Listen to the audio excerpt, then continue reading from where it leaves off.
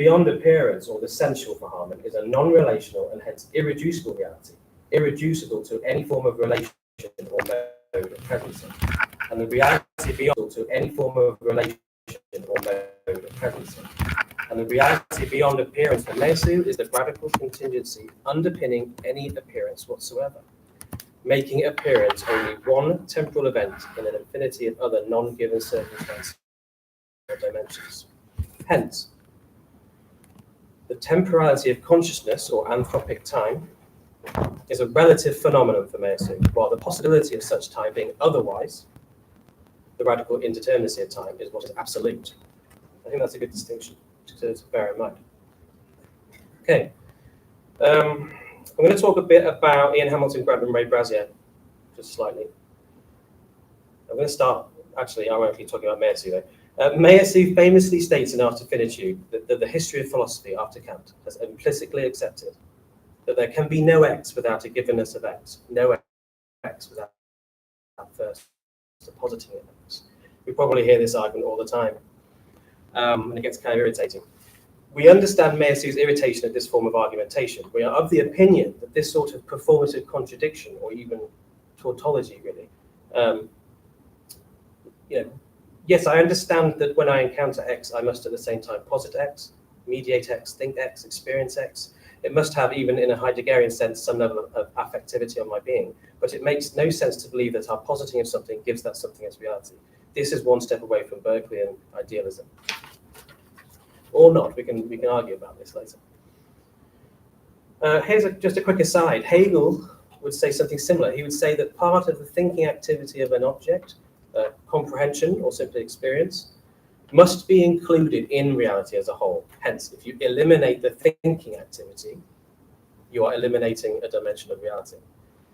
But this does not mean that some sort of reality in the most generic sense would not exist or persist without human beings. But it does mean that Hegel's reality, par excellence, is one that includes the awareness of reality as part of its existence.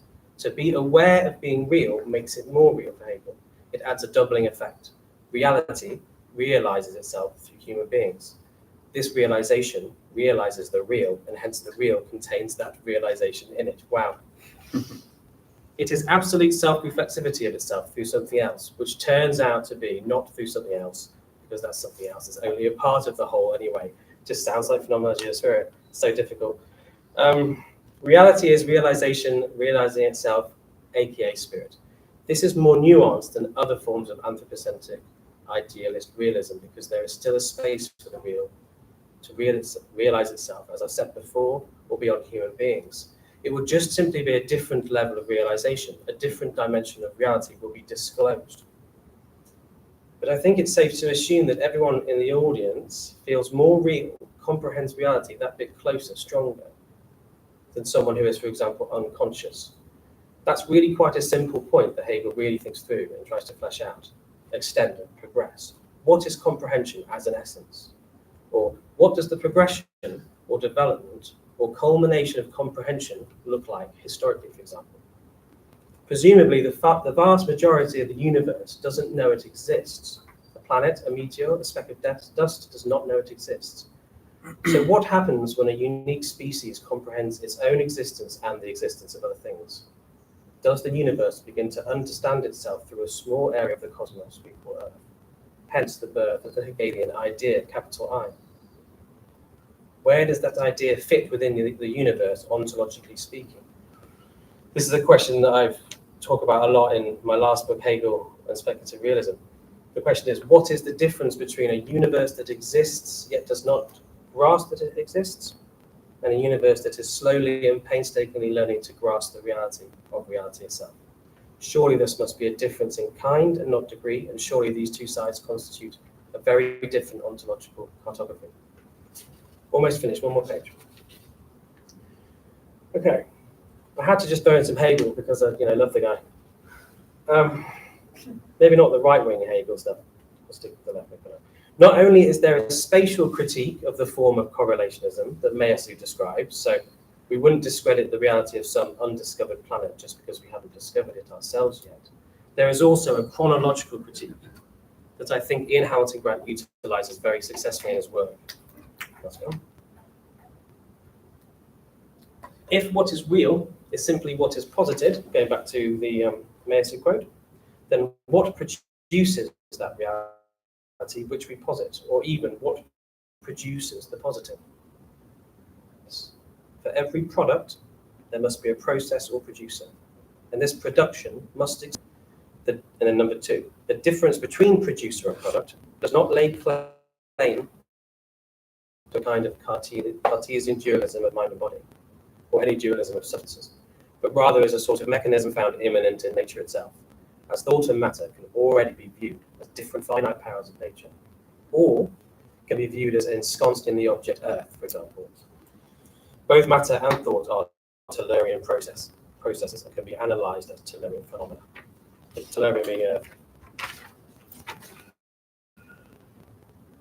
Okay, Grant uses this idea of antecedents to track a series of prior processes, so geological, historical, cosmological, which can be seen to mould and condition the actuality of an object-subject encounter.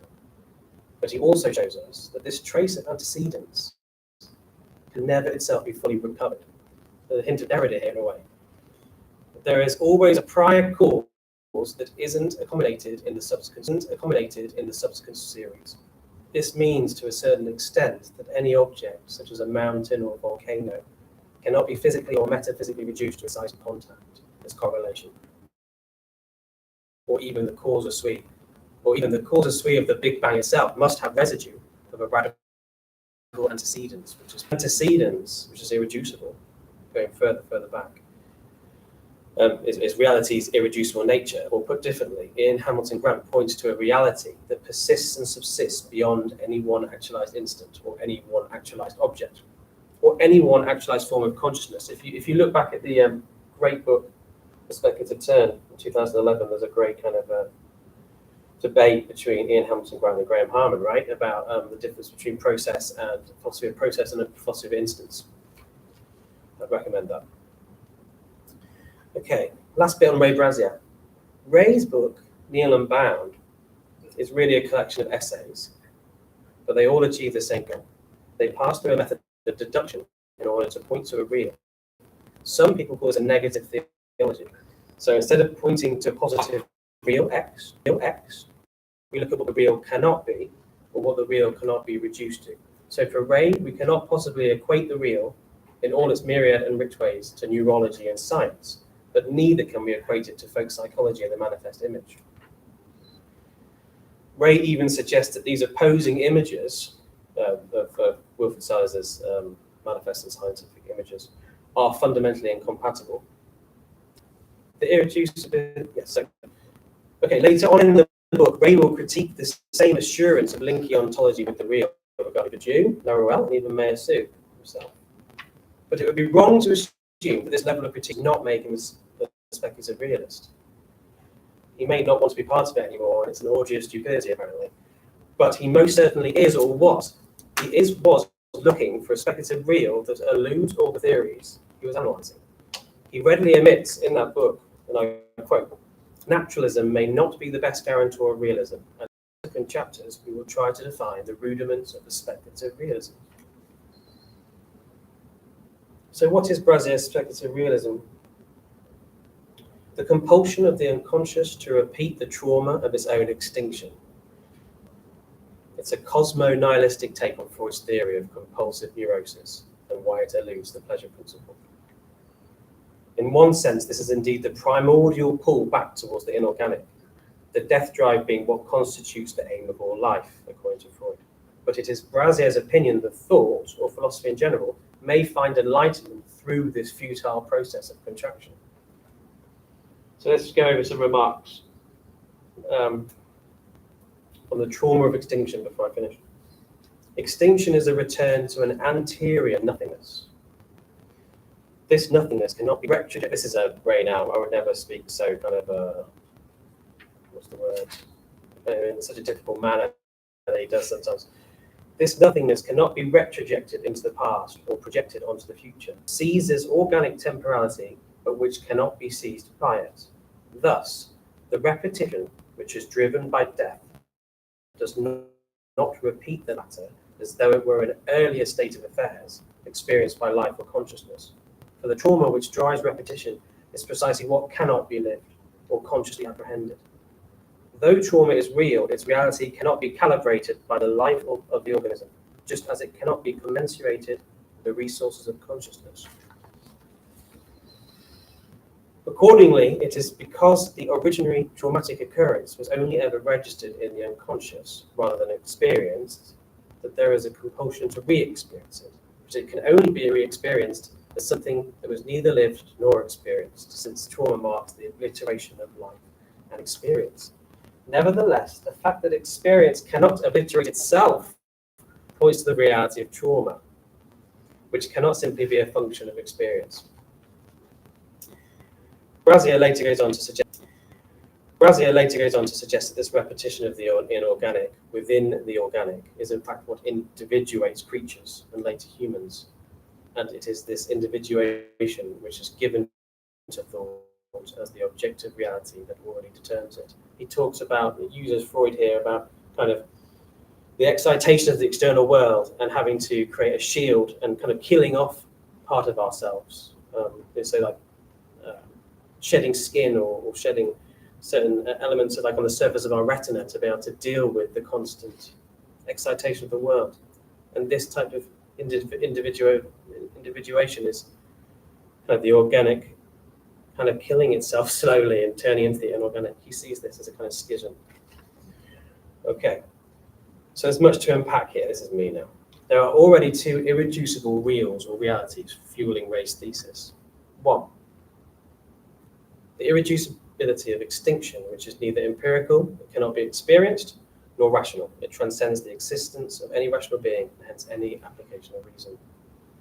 We could say that it transcends the empirical and rational simply by obliterating the conditions of their possibility. Number two, what we are compulsively repeating is an origin which is not chronological. The death drive, according to Ray, cannot start with the first inklings of organic yearning. The death drive for Ray is the drive towards the inorganic, and this inorganic is more concomitant with non-being as opposed to the beginnings of life. Hence, this irreducible real is the reality of non-being for Ray. Ray believes that the will to know, or even the ego in Freudian terms, is constantly, you could say, eternally or atemporally, struggling with these two irreducible realities. In fact, they both become the same thing, the inorganic and extinction as two trajectories of non-being. Hence, he hauntingly writes, everything is dead already. It strives to become equal to the trauma of the in itself whose trace it bears. Ray hereby equates the Kantian term in itself with extinction and the inorganic because they point to a reality which transcends not only phenomenality, but also life itself, and also time for that matter. It is a point of pure nothingness where there is no difference in itself, no distinction, no dialectical in itself, or for us scenario. Whether it is the return to pure non-being in his notion of the inorganic, or the obliteration of all that there